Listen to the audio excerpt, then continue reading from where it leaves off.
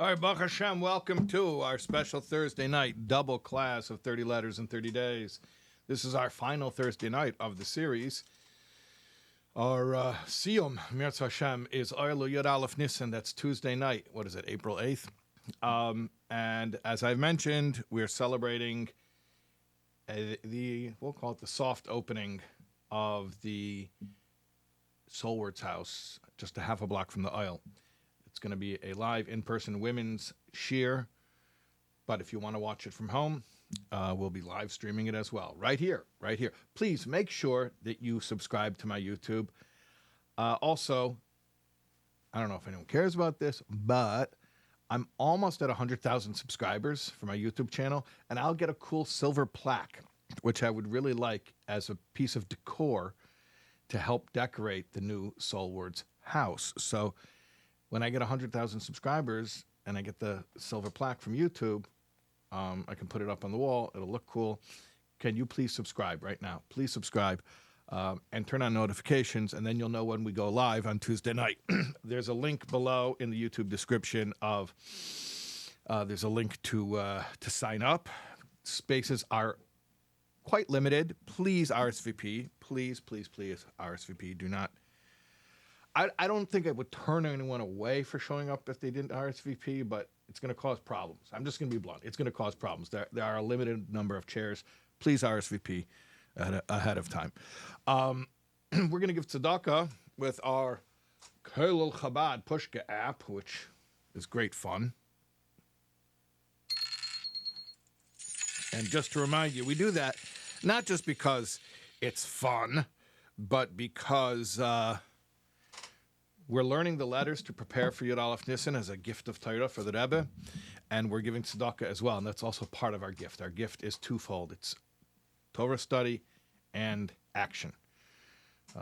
Action is deeds of goodness and kindness, which bring Mashiach. And after all, at the end of the day, that's what it's all about. It's about bringing Mashiach. Okay, let's do tonight's two letters. Anything else I'm forgetting? I could mention, if I want, get your 4 cups Haggadah. If you order it today, I'll put the link below. If you order it today, you'll still get it in time for Pesach. This is a Haggadah that I edited. It's a Haggadah that's really, it's all Chassidus, but it's in the language of 12-step recovery. I'll put a link below. Yeah, order it today so you can get it in time for Pesach. Okay, that's enough business. Let's learn, shall we? All right, so here's our letter for Vav Nisan, for Thursday night, for Friday. Yeah, right. And then next we'll learn a letter for Zion Nisan, for Friday night Shabbos. Okay, Baruch Hashem, and they're connected. They're on a theme. They're on a common theme. See if you can detect what it is. Well, you can look in the PDF and you'll probably figure out what the theme is because we gave them pretty on-the-nose titles. Okay, so forget about that game. Baruch Hashem, Yutes Adar Rishon, Tavshin Yud Dalid, Brooklyn, Harava Chassid, Avosik V'Chassid, Isher Elokim, Nechmod V'Noim, Malachte Malachas Shamayim, Moreno Arav, Avram Menachem Mendel Shichya. Who is this Chassid, Avram Menachem Mendel? This is Avram Baratski. Who was Rebbe Avram Baratski? He passed away not that long ago, maybe 15 years ago, if I'm remembering correctly. He was a beloved mechanech, an educator for years. I think he taught this letter is, we just said, is from Tavshin Yud Daled from 1954. I think he taught for over 50 years. He taught at Lubavitch Yeshiva at Bedford and Dean, and then later at Ocean Parkway. I think he taught 5th grade, and he was absolutely beloved and adored. And the letter that we're going to read from the Rebbe to him gives us a little bit of a glimpse as to why he was such a beloved educator. He was an American boy who actually went to Poland when Lubavitch was in Poland for that brief period after the previous Rebbe left Soviet Russia and was in Poland before coming to Crown Heights. And he went to Otvatsk, where the yeshiva was. The central Temchet Temim was in Otvatsk. And then he basically, the war broke out and he basically just came right back. but he was an American boy who learned in Otvotsk, and then he came back, and then he was one of the first 10 Talmidim in Lubavitch when the Frierdiker Rebbe came to America and established Timchei Timim in America. There were some Otvotsk boys, he being one of them. There was some Torah Vadas boys who were attracted to Rabbi Yisrael Jacobson's Tanya Shir, and he was one of them. He was one of the 10 Talmidim. So here's the letter. Nimser li bekashose lebirkas refuah le'echod mitalmidov. Okay. So right here you see why he would have been such a beloved teacher. I was informed of your request for a blessing of a speedy recovery, or a refuah, a recovery, a healing for one of your students. Okay, so here's somebody who's, when he's writing to the Rebbe, he's asking the Rebbe for brachas for his students. Kein yidiyase hashnia asher haya netuach v'hakel b'seder v'yiratzin min Hashem yizbarach asher kishem shmevasa metoitzois hatovis begashmias kein yivasa metoitzois hatovis beruchnias hainushat tamidav briyam kedaboy beruchnias. I also received the follow-up, where the update says that the operation went well, and God willing, that you should continue to report good outcomes, both materially and spiritually, or just like there was a material good outcome, meaning physical health, so too there should be good spiritual good outcomes for your students, and that they should be healthy in not just materially but spiritually, both. Beautiful bracha for a teacher, for such a devoted teacher. Okay. V'keven she'etzel isha Yisrael ha'gashmis v'aruchnis b'yachad yelchu hine avshalomer al derech hatzachos. Okay, and because the Rebbe just said that I'm hoping you're going to report good news both materially and spiritually about your students, and then the Rebbe says, since for a Jew materiality and spirituality come together, they have to come together. You can't separate one from the other. This is a basic concept in Chassidus, by the way. Basic concept in Chassidus. That, well, the bigger Chiddush is not, okay, I'll say the first thing and then the second thing. And this is based on a Hayemim, actually. That not only does Gashmias need Ruchnias, right? Because Gashmias without Ruchnias is devoid of meaning. Then it's purposeless. But, and here's the bigger Chiddush, Ruchnias needs Gashmias. Ruchnias, spiritual energy that doesn't get translated into physical deed, it also ultimately lacks meaning. Which, by the way, is why, let's just give a little tzedakah again. Did I turn off my sound? I probably turned off my sound so that I won't be bothered by it. Let's see. Yeah, I turned off my sound. I just gave $1. I just gave $1 and I didn't get a sound. Can I get my $1 back? Okay, hold on a second.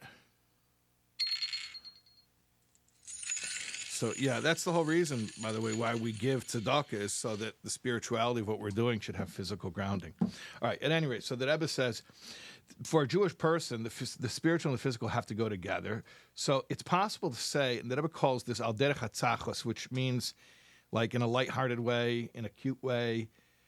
It's funny to me, though, because a lot of the Rebbe's jokes, I mean, they're funny, but they're also like super, I mean, I guess every joke has a little truth, but the Rebbe's jokes have a lot of truth. Like if the Rebbe wouldn't, maybe I'm an Am Aretz, but if the Rebbe wouldn't have said al derech hatzachos, if the Rebbe would have just said it as a simple pshat, I would have been completely fine with it. Okay. The Rebbe didn't have to tell me, I'm only saying this humorously, so don't take it that seriously, but whatever, that's how the Rebbe says it. That, okay, here's the humorous quip, which is not limited to just being humorous. It's actually very deep. Nishan Amashakasa Rabbeinu Azaken Begeras Tshuva Perigimel. We can rely on what the Alter Rebbe writes in Begeras Tshuva in the 3rd volume of Tanya, chapter 3, volume 3, chapter 3.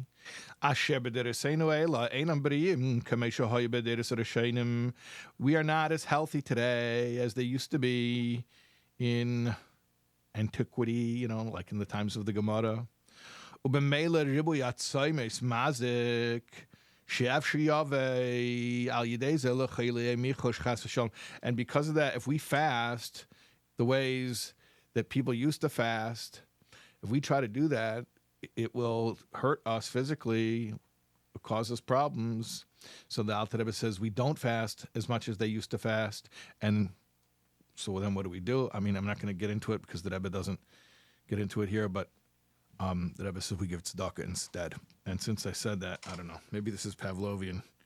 Maybe I'm just getting addicted to this dopamine hit that I'm getting every time that I hear the coin, the pretend coin hit the pretend bottom of the pretend pushka. But I'm just going to give a little tzedakah.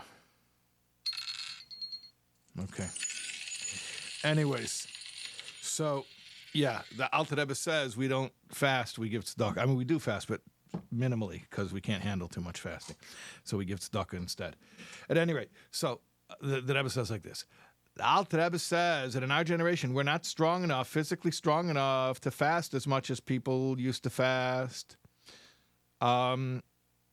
Yeah, could damage us. Yeah. Hine, so too, al derech zeh, similarly, hugam b'negel refuas hanefesh, when we're talking about spiritual healing. She'im b'derech zeh afshish haya listapik be ha-seder disiguf beruchnius.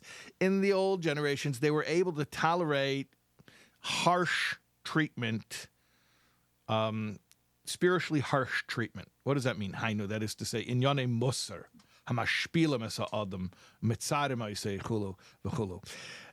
Musar, which literally means like reproach or rebuke. I mean, literally means ethics, but it's like, reproach or rebuke. Correction, criticism. So, what's the deal? Once upon a time, people could tolerate that. You know, people always complain, oh, what's with today? These little snowflakes, they can't take any harsh. You're not allowed to speak. You're not allowed to say a word to them. They can't take it.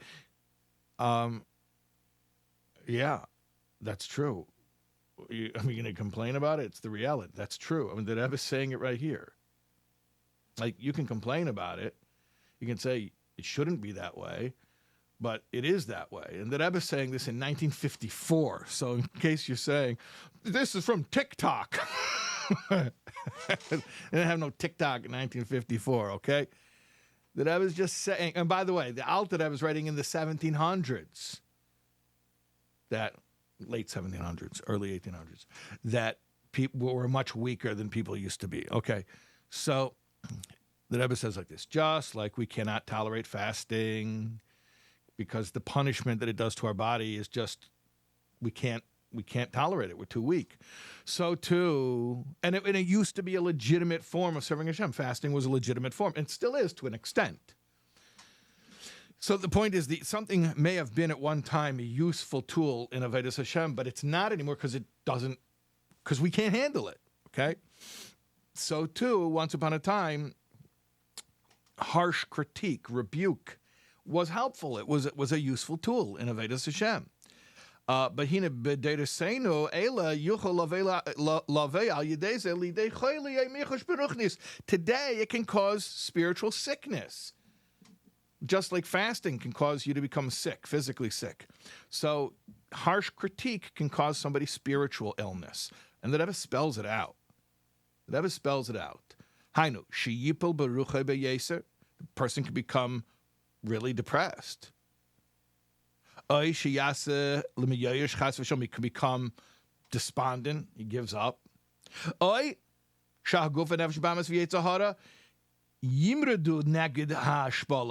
maybe even it'll trigger pushback, that the body and the animal soul and the evil inclination will rebel against this attempt to lower them. Okay, incredible what the Rebbe just spelled out. Once upon a time, you could be a little bit harsh, a little bit negative with people. Today, they can't take it. And if you do it, you can complain and say, well, why can't we do it today? They used to be able to do it. Yeah, you're right. They used to be able to do it. You're right. But today, if you do it, the Rebbe says, it can cause sickness. Not only that it won't work, it will cause sickness, spiritual sickness. You're trying to help the person spiritually. Chas v'shalom, you end up damaging them spiritually. I made a bracha earlier. L'chaim.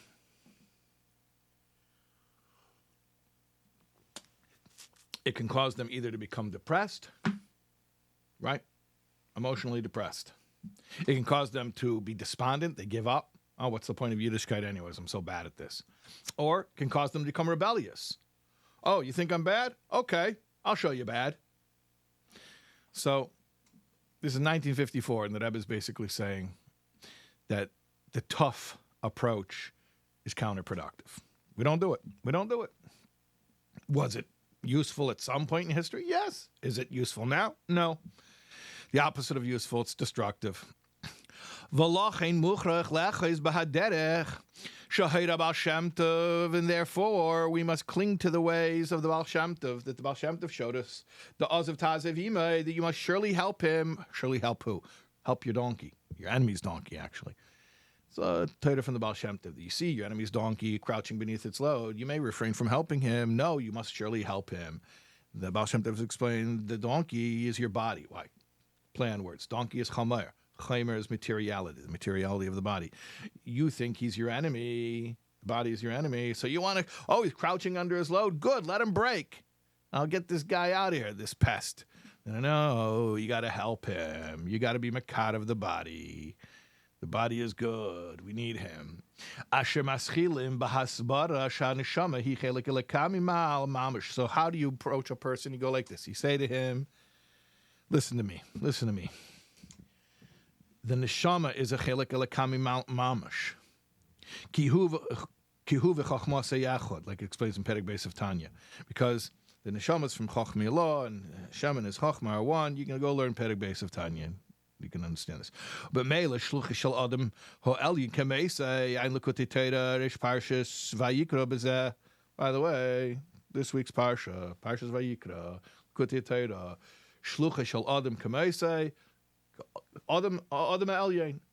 So, by the way, Shlicha Shel Adam Kamaisa, the Rebbe said thousands of times, but the Makkah originally, I mean, it's a Gemara, but I'm saying in the Chassidish sense, is L'Kutei Torah, and the Adam here is Hashem, Adam Elyain, so that the emissary of Hashem is Kaviyachol, like Hashem. So this is what you tell the person: don't break him down, don't criticize him. Lift him up. Tell him how great he is. Tell him you're a chelik elakami mal mamish. You are a shliach of Hashem and shliach shel adam kamaisei mamish. V'nitnu lo adam koiches nailam b'yesa. You were given incredible koiches. Leirak lis gaber al hamichsholim. Ella gam lahoyer b'teisefes oiras nafshe v'gufe v'chalke sheba'elam. Not only were you given the koiches to overcome the problems, you were given, because that's just like, okay, so you're not going to stumble. No, it's even more than that. You were given the koiches to light up the world. V'lases kelim lelakos, to make the world into a vessel for godliness. Miteich simcha, and to do it joyfully. And so here's how you criticize him. You criticize him with a compliment. Not you compliment him with a criticism. You criticize him with a compliment. You understand the difference. Think about it. You say to him, you have such incredible koiches. Oh, it would be such a pity if you weren't to use them. And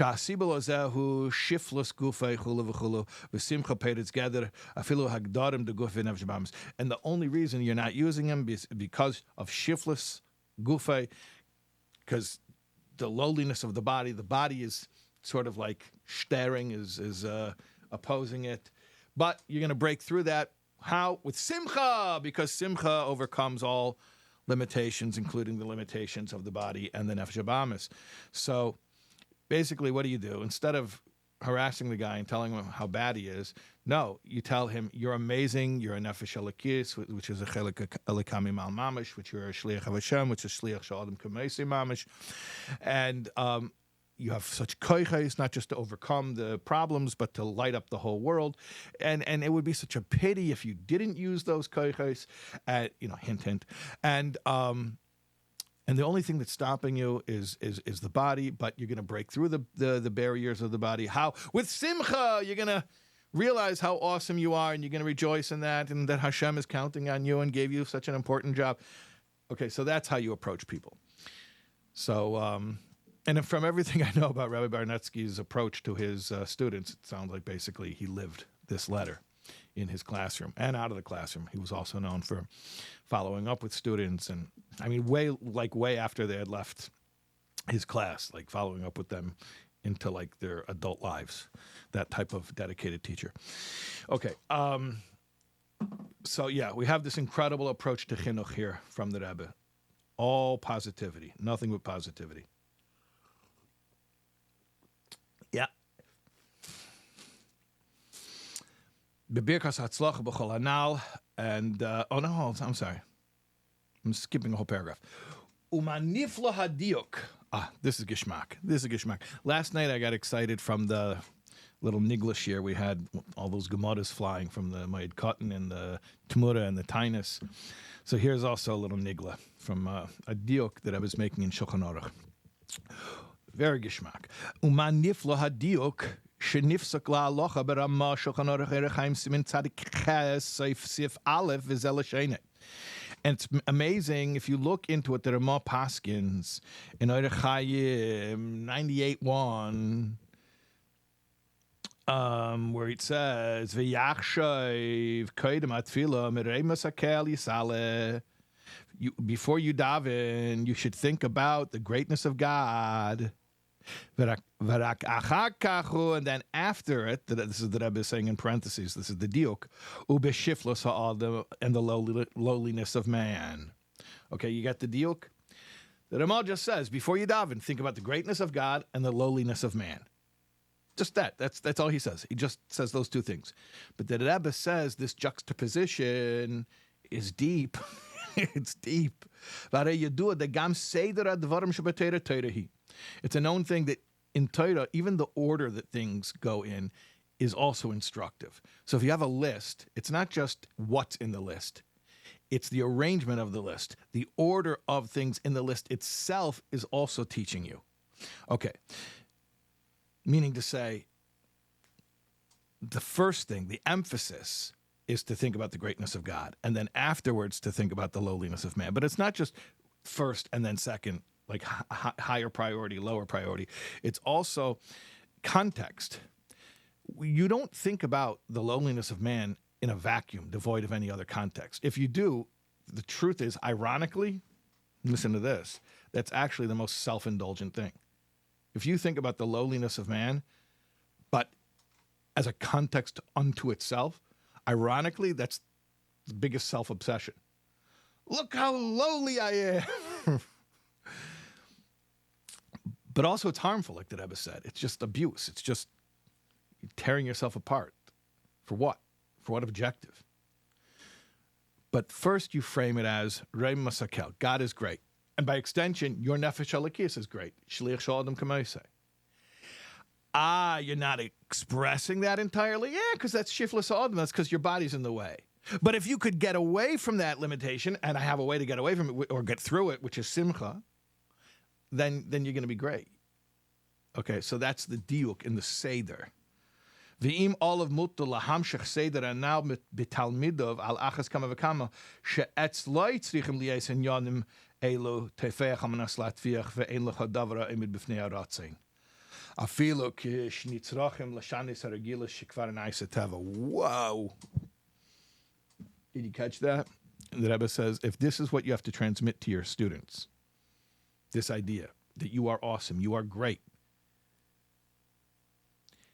then how much more so you have to internalize this for yourself. You can't transmit this to your students if this isn't how you see yourself.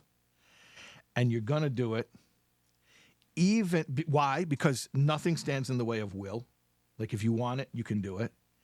Even if it requires changing your habits, which already became your second nature. That's very deep. Basically, the Rebbe is saying to this chassid, I know you, and I know you're very hard on yourself. but I know that you love your students. You're writing to me about their health issues. You're so devoted. So listen, this is, the Rebbe tells this loving teacher, I know you want to give love to your students. You cannot give them the love if you don't give it to yourself first. And I know that goes against your nature because for many years, that's not how you treated yourself. But you're going to have to start treating yourself that way. And if not for you, at least so that you'll be able to do it for your students.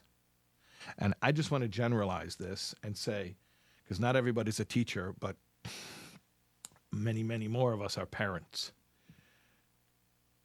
You have to be gentle with yourself. You have to be loving toward yourself. You have to nurture yourself like you were a child. Even if that goes against your nature, because only when you do that will you be able to turn around and do that for your children, which we all know is what our children need from us. We all know that is what our children need from us. B'birkas hatzlacha b'chol hanal, with blessings for success in all of the above. Powerful, powerful letter. Wow. Gewaldig. Yeah. Okay. Now, we have a second letter. This is the letter that corresponds to Friday night, to Shabbos. And you're going to see why we chose it to go with the other letter. It's actually earlier. It's Tafshin Yud Beis. So you're going to say, why didn't you put the one from 1952 first? Well, because the main one I wanted to learn was the Rabbi Baratski letter. And then this is more of like, since we're learning that, let's learn this. That's how I saw it. Baruch Hashem, Gimel Iyar Tafshin Yud Beis, Brooklyn, Shalom Uvracha.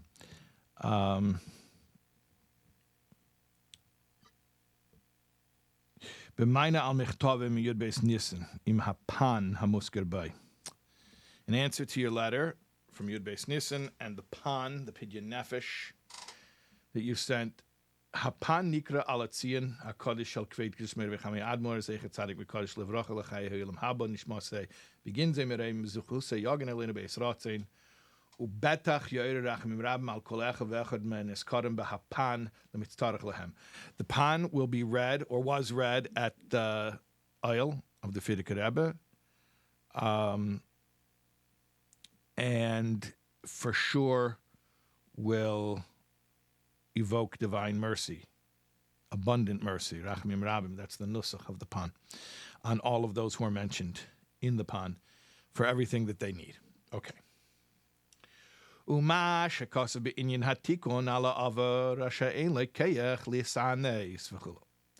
what you write about needing a tikkun, needing a correction, a rectification for the past, but not having the ability to fast. So the guy feels that he has some avedas in his past that need to be fixed. And maybe even he has seen that fasting is one of the things you do to fix whatever it is that he did. Could be anything, by the way. If I had to guess, I have a guess. It's not based on anything except for my knowledge of human nature. But it probably, I don't know, I would say it has something to do with 84 fasts. But that's just my guess. There's no indication of that whatsoever. At any rate,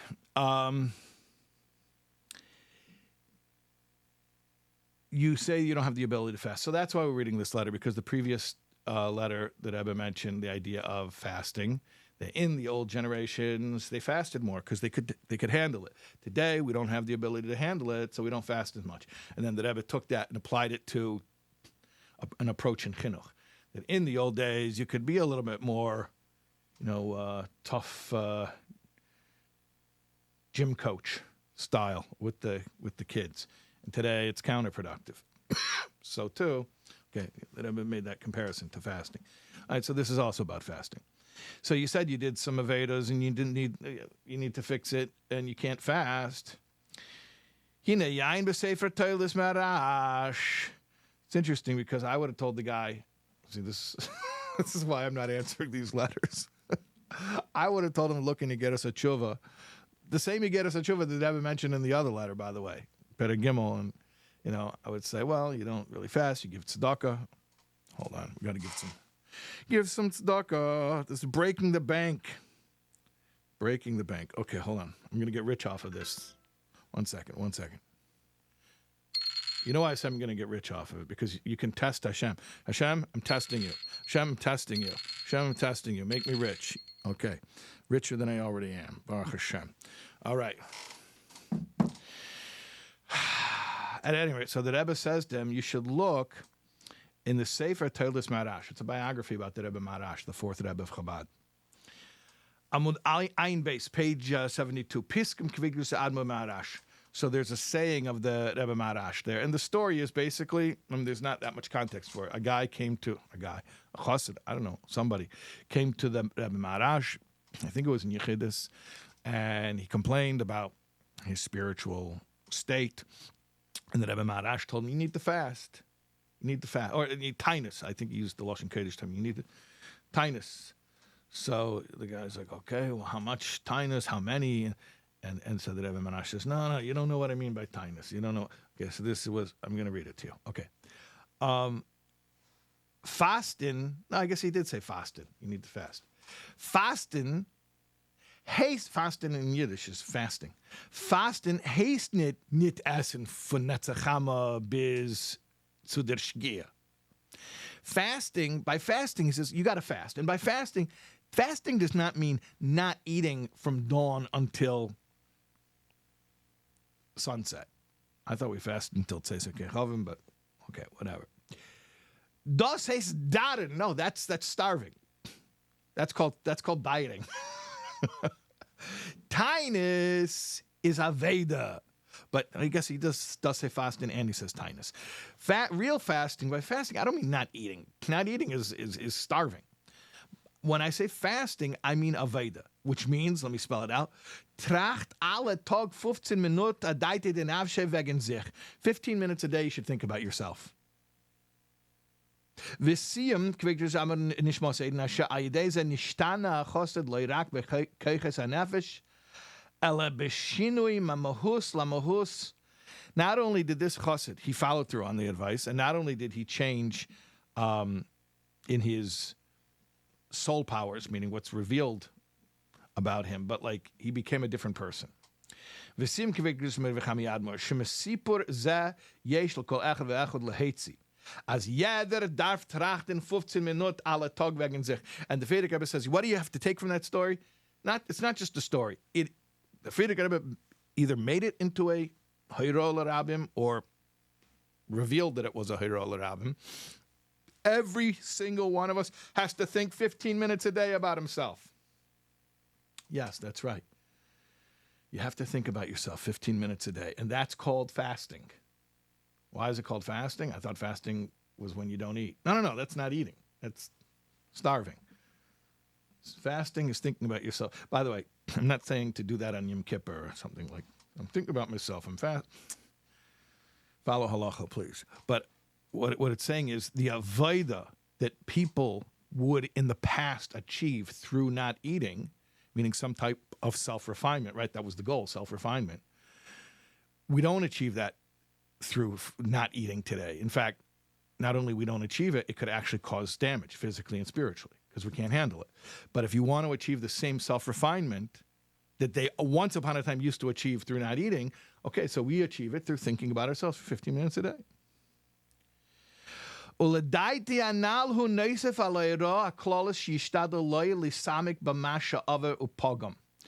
And I'm telling you this in addition to what already is a general advice that you shouldn't really delve into the past and the damage that you've done. It's like not a good place to go. Like that's in general, like stay out of that because it's not productive. Don't ruminate on your guilt. Ki kenira atzlai zeu atzas yetzer kedei lachshilei be'atzvus amor shcheira. It seems pretty clear in your case that this is the Yetzer Hara coming to trip you up, to make you depressed. So it's coming to you and saying, oh, you have Averas that you need to still clean up. Yeah, you think he has a noble intention? You think he's really trying to get you to do tshuva? No, he's trying to ruin your life. He's trying to make you do more Averas. But the way he does it, talks about in Perek Chavav of Tanya, in the first half of Perek Chavav, that the Yetzer Hara comes and he tells you, let's think about tshuva. But he doesn't really want tshuva. What he wants you to do is ruminate on guilt so that you feel awful. And then when you're feeling awful, so that causes emotional pain. And then you want to numb the emotional pain. So what do? You physical pleasure. You indulge. And you have a low opinion of yourself at the moment. So you don't really have high standards of what kind of indulgence you partake of. And then, boom, you go to a lower level. You do something even worse than what you felt guilty for in the first place. And it initiates a guilt cycle, vicious cycle of guilt. So, please stay away from this. And this has been nice to that because just in general, don't ruminate on your guilt. And then I'm also telling you this concept of thinking about yourself 15 minutes a day instead of fasting, that can achieve whatever self-refinement that you legitimately are seeking. If it is indeed a legitimate thing that you're seeking, then it can be achieved through the aforementioned practice of thinking about yourself 15 minutes a day. Let's continue here. Ella, rather, what should you do? What should you do? Yechis b'hakav de simcha. You should cling to the path of joy. Ivdu as Hashem b'simcha, which is a pasuk in Tehillim, serve Hashem with joy. There's two aspects of that. Avedis Eved, K'mavur b'Torah Or, Eish Parshas Mishpatim, v'nichlo b'zeh gam kein sug de Eved Kenayni, shezeu inyan dafkeda b'nichalei, v'afal pikin hu Eved as Havaya v'dafke b'simcha. It's a concept in a mimer. It's interesting. This is also the Alter Rebbe. We had the Shliach Shalom Kamese from the Kutei Torah Vayikra. Now we have the Torah Or Mishpat. I know they're two different letters, but. So, at any rate, there's a concept in Mishpatim when it's talking about Avdus. The beginning of Mishpatim is about the Eved Ivri, and then it talks about Eved Kenayni. So these are different dargas in Avedas Hashem. So Eved Ivri is a little more refined. Eved Kenayni is less refined. He's Bafkeda Nichalei. He would rather just be free to do whatever he wants, to indulge.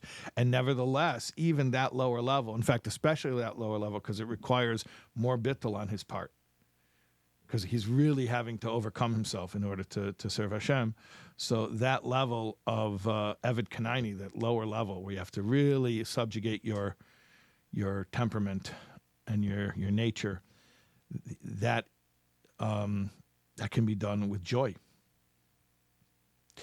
So, ki beis beinenus kala, filo yave lidei hakara, asher ashri chelke v'tei v'yafa geiralei, shezachel yes chassid. With just a little meditation. Here, so let's say you're in an Eved Kenayni matzav. You're in a situation where you're really low and you don't feel like serving Hashem, and maybe even in the past you didn't serve Hashem. You did stuff that you feel really is bad. And yet you can be b'simcha, you can be happy. How? By thinking about, and you don't have to think deeply about it. The Rebbe calls it his bein niskala. Think about it just a little bit. How lucky you are. How fortunate is your lot that you are a chassid, meaning that you have a connection to the Rebbe. Ubemele vs vet zayin mit them. However it is, whatever your status is that batuch shaRebbe yamidu bekeren oira. You are certain that the Rebbe will put you in a shiny place, in a well-lit place. He'll stand you up in the light. Amiti, the truly bright place of true light. El shetzarech liyes chazak b'iskashus. You have to be strong in your connection to the Rebbe. And what does that mean? It sounds very vague. No, the Rebbe spells it out. Ayidei limud teres dach, by learning Chassidus, the Rebbe's Maimorim. Ubetainis, why am I saying tainus? The opposite of tainus. Ubenyonim da Avos Yisrael, and matters of Avos Yisrael. Kvar posek admor azokin, asher v'yahavtu re'achem kamecha hi haklila v'yahavtu es havaya lekecha. The Alter Rebbe already paskined that loving your fellow as yourself is the vessel to loving Hashem, your God. So you're feeling some guilt.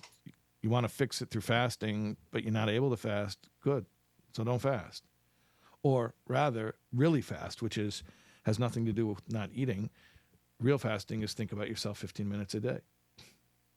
And in addition, that's in addition to the fact that you shouldn't ruminate. You should not delve into thoughts of remorse. It's just not productive. It's counterproductive. It'll drag you down. So it's a hard trying to get you to go to that place. And you should realize that you can subjugate yourself to Hashem, that Eved Kanaini level, and you can do it b'simcha. So that's one thing. And another thing is you should think about the fact that as a chassid, you are so lucky because whatever your status is, maybe you did mess up. Maybe you have legitimate things that you have to really fix. But you know what? You're certain that if you remain connected to the Rebbe through learning the Rebbe's Torah and through Avos Yisrael, okay, we're going to give another dollar here. Don't get impressed, by the way. I'm not giving I'm just giving dollars. Oh, the sound didn't go. Okay, hold on. Avos Yisrael. Okay. So you're going to learn Chassidus, and you're going to do Avos Yisrael, and that's going to connect you to the Rebbe, and you're going to be fine. The Rebbe's going to lift you up and put you in a place of true light. Givaldik. Good Shabbos. No, I have nothing more to say. I think that's awesome. I'm blown away. I got to go think about this.